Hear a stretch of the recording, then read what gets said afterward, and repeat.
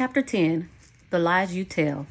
At this point, the relationship between Sean and I had been off and on for quite a while, and we were off at this point.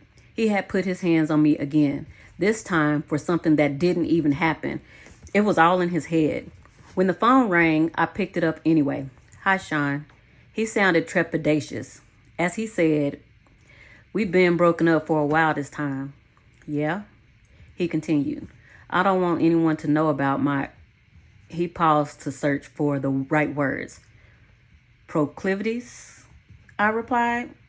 "So you don't want people to know about you being gay?" Sean exploded. "See, that's why I fucking lose control on you." So I just plainly stated, "Goodbye, Sean." "Wait!" He screamed. "What, Sean?" "I'm sorry, okay? You're always fucking sorry." He took a deep breath. "I have to do something to cover myself." I sighed. "Do whatever you fucking want, Sean. When you see this in the news, it's not real." This made me calm down a moment. What could he be talking about? He continued. "I'm only doing it for press. "Doing what, Sean?" After a long pause, he continued. "She knows what this is. She is just pretending to cover me." "Sean, what the hell are you talking about?" Another pause. "Publicly, I'm going to be dating someone else." "A video girl?" I laughed. "Why would you do that?" "I have to cover myself." I was getting mad. I was actually angrier at myself more than him. Why was I getting jealous? I was sitting here actually comparing myself to video vixens in my mind. They are thick, but look at my body. Did he prefer them light-skinned, big-butt girls from videos? I calmed myself. No, I know he likes men any damn way. As I regained control, I asked, "Why the hell are you telling me?" He sighed. "I wanted you to find out from me first, like I give a shit." He came at me with his favorite line. "You know I love you." It was getting old. I could only think to myself, here we go. Love is a big, strong word. I'm tired of him throwing it around and using it when it fits his needs. He's using it while he's sitting here telling me about dating someone else. I replied, "You don't hit people you love, Sean. Love doesn't hurt." He sucked his teeth as he responded. "Come on, are you serious? That shit's for children. We aren't in fucking high school. Sometimes things happen. That doesn't mean I don't love you. I wouldn't hit you if I didn't." Wait. That sounded wrong. You said exactly what you meant." He took a breath. There was an awkward silence. The fact I was still on the phone and waiting for him to speak meant he had power. He was more cautious as he continued. He didn't want to lose that power. "Kim, no one that I don't care about can bring that kind of emotion out of me." I wanted to say, "Is that how you talk to dudes after using butt plugs?"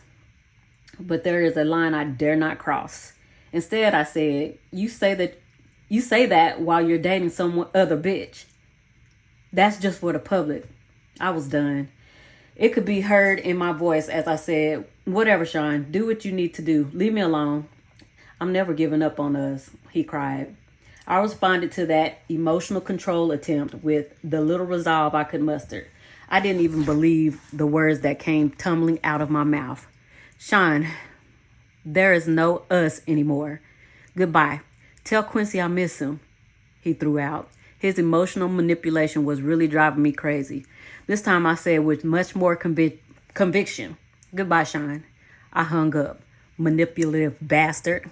Chapter 11, More Problems. For a while, I was actually happy to see Sean gone. I was getting older and the sex parties were out of control. It was getting time for me to slow down. Quincy was getting older. I knew that if I kept going, the rumors circulating were eventually going to find a way to get back to him. What will he think of me? Chris is about to take his trip to California. I didn't know exactly what was going to happen out there, but I felt like Tiana Wallace was about to be an orphan. I knew I didn't want any ties to that. As I was sitting there contemplating all of this in my robe, sipping my wine on this Friday evening, my doorbell rings. I was not expecting company. I opened the door and found Sean. My heart skipped a beat. I was shocked but recovered quickly. I forced a smile and told him with a slightly slurred speech, "Hey, come on in." Shit. I am way more intoxicated than I thought. Sean entered, looking around suspiciously, then turned to me and smiled, saying, "You haven't been returning my calls. I just wanted to make sure you're okay." "I'm fine." He obviously was not here out of concern. He was checking to see who was here. Sean was controlling like that. Yes, even though we weren't together and he was dating someone else, he started to make his way to the living room. I attempted to put a quick end to the visit, but it came out a little more directly than I intended. "So since you can see I'm fine, you can let me go to bed now." Part of me wanted him to stay. As he entered the living room, I was forced to follow. Sean was very direct with his next inquiry. "Is someone else waiting for you?" "No, but Sean, we're not together. You're dating someone else. I can fuck whoever I choose." With this, Sean became irate. He fiercely slammed me to the ground. Then he pulled out a .22 and sat it on the end of the table. He turned to me calmly. I was scared. My voice quivered as I pled to him. "Sean, please stop. Quincy is here." How did we get here? How did we get to the point that he was in my living room threatening me with a gun?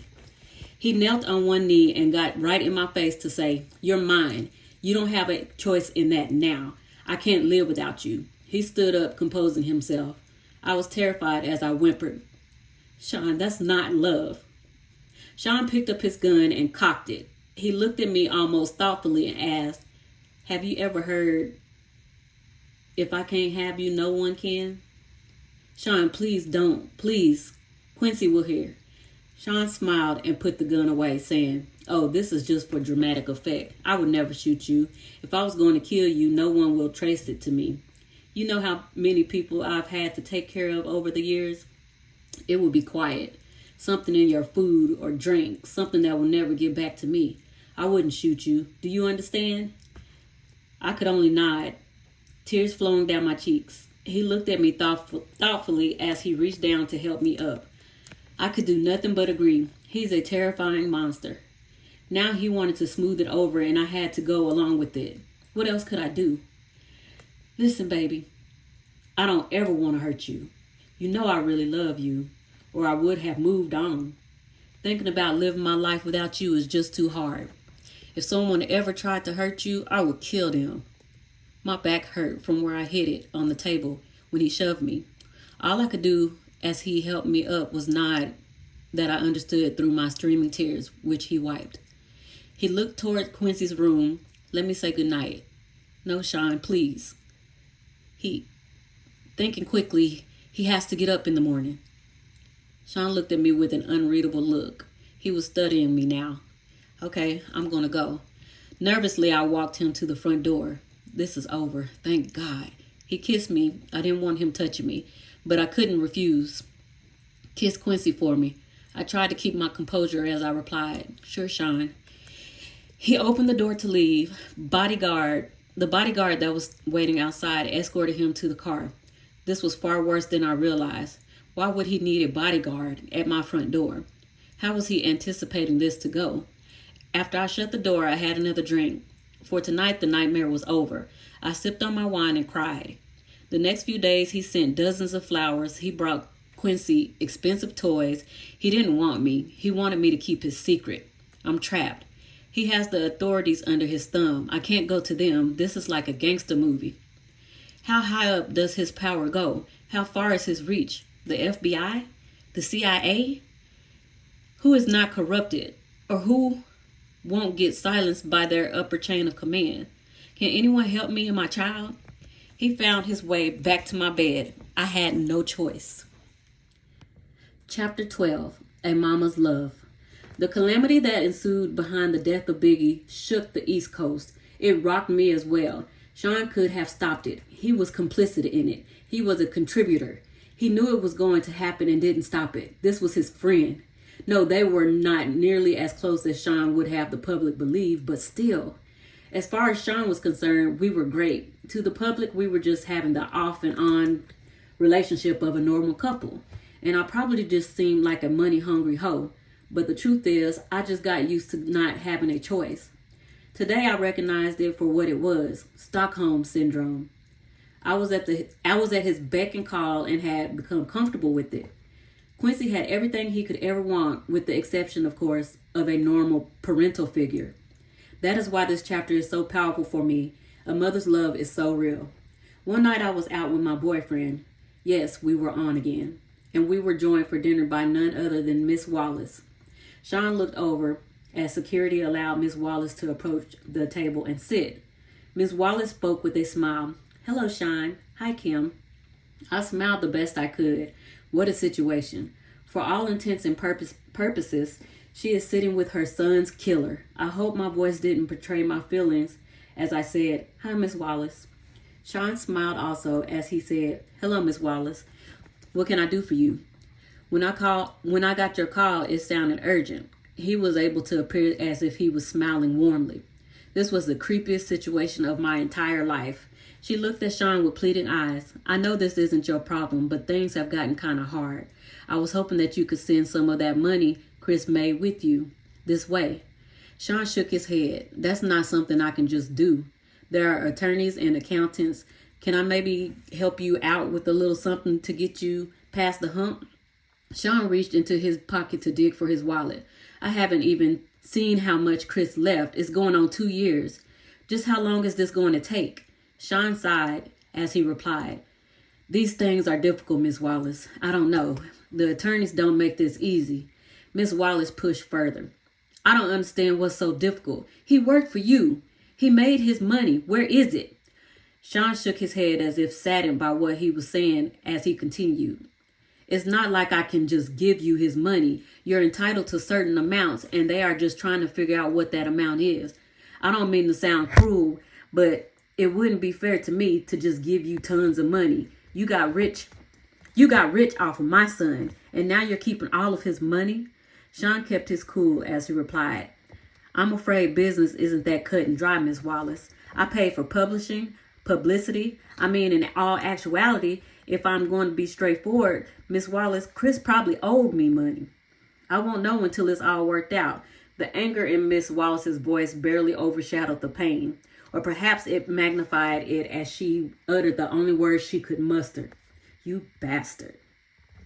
Sean didn't flinch. He just said, Look at the contract. I am honestly trying to give him as much as possible out of it, but I have investors. I can't just take money that doesn't belong to him and start giving it away. Miss Wallace exploded in response. You know good and well Chris didn't owe you a damn thing. Sean stared her straight in the eye unwaveringly and said, he would have started making a profit after a few years. His money, until his album sales paid for studio time, music videos, publishing, and marketing, would have come from doing shows. I'm sorry, he isn't here to make that money. I miss him. Her response was deadpan. Did you kill my son? Momentarily, Sean was stunned into silence. She asked again, her voice quivering. Did you? He started. Miss Wallace, she would not be redirected. Answer the question. I was not used to seeing Sean on the defense. No, of course not. She looked at him with spite, the anger in her voice enough to send shivers up my spine, as she replied with a menace only a mother can. I don't believe you, Sean. Sean looked at her with sadness that I knew in my soul to be fake. Although looking at him without context, anyone would believe him as he replied, I'm sorry to hear that. Today I know he was able to muster that false sincerity because he's a sociopath. Back then I thought it was compassion. With no more words, Miss Wallace stood up and left. Sean watched her exit with disbelief, not knowing what to do. I placed my order. Dinner that night was long and silent. I feared for Miss Wallace's life. Sean is the most dangerous when he feels threatened. No, she could not physically threaten him, but this threat was very real. If she goes public with her accusations, Sean's image would be damaged. I have felt for myself the extents he will go through. Ladies and gentlemen, in order to protect that image.